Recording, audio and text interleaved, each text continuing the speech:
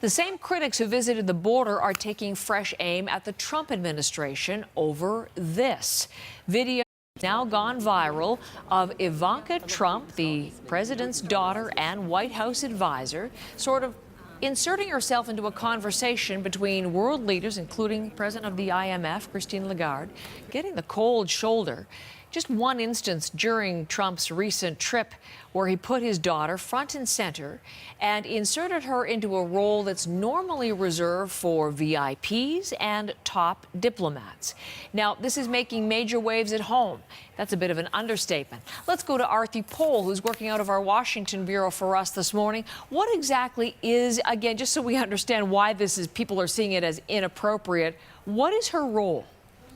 Well, good morning, Heather. It's interesting because her actual role, and I printed out the description from the White House website specifically, and in it, it says that Ivanka Trump is an advisor to the president, and that in her role, she focuses on education, economic empowerment of women and their families, as well as job creation. Then in the description, it lists her as an entrepreneur and as a member of the Trump organization. Nowhere does it speak about any experience in terms of diplomacy, foreign relations, national security. We know that even though this image you're looking at now might fool you, she is not a member of Trump's cabinet. She is not part of the National Security Council, and that is one of the reasons why it is raising so many eyebrows on this side of the border and really on the world stage too, as you watch her have these what are being called awkward interactions with world leaders and being really put front and center at high-profile summits such as the G20 summit that took place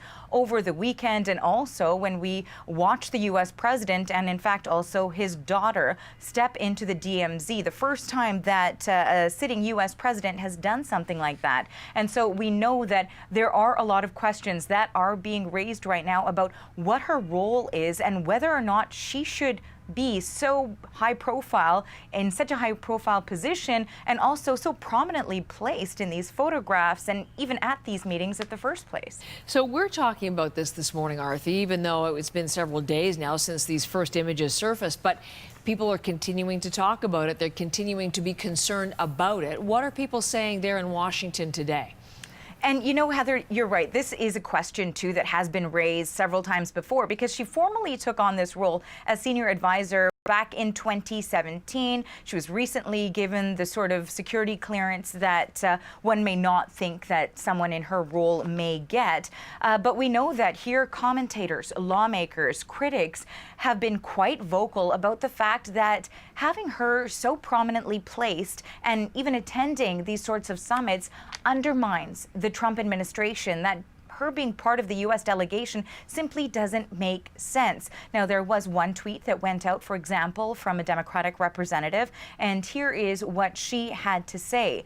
And this is Alexandria Ocasio-Cortez saying it may be shocking to some, but being someone's daughter actually isn't a career qualification. It hurts our diplomatic standing when the president phones it in and the world moves on. The U.S. needs our president working the G20, bringing a qualified diplomat couldn't hurt either. So that is some of the criticism that we're seeing, and that's just a small bit of it. We know that also it has been discussed on the talk shows in Washington, in the United States.